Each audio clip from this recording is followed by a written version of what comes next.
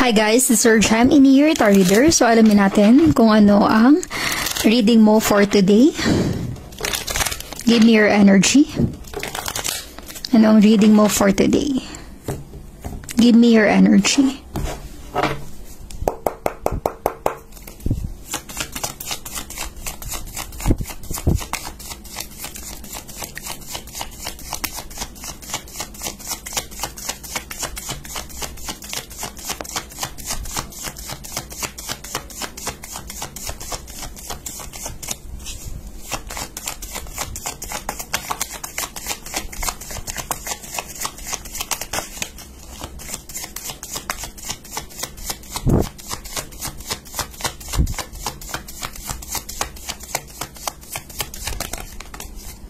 Okay.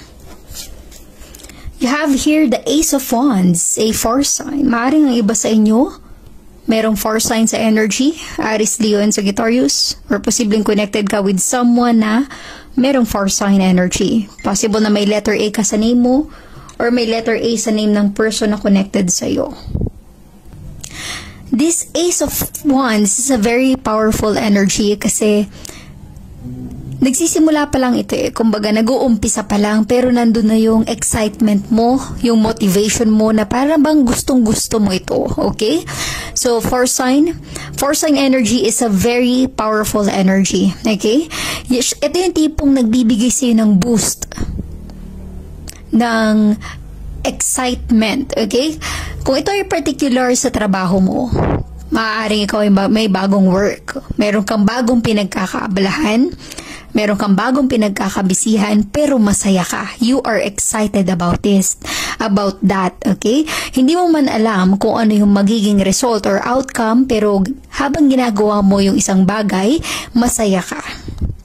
Inspired ka. Kung ito ay particular sa business, at para bang meron kang naisip na bagong business, para pag ganun ang energy mo, kahit wala ka pang plano, para bang lahat ay susunod at aayon sa nais mo. Kasi gusto mo ito. Ace of Wands, you are excited and passionate about this. Ganun ang energy nito. Kahit sa relationship, ganun din. Maaring there is someone new in your life. And you are really happy about it. Gigising ka sa umaga na sobrang saya mo, very passionate ka, motivated ka, inspired.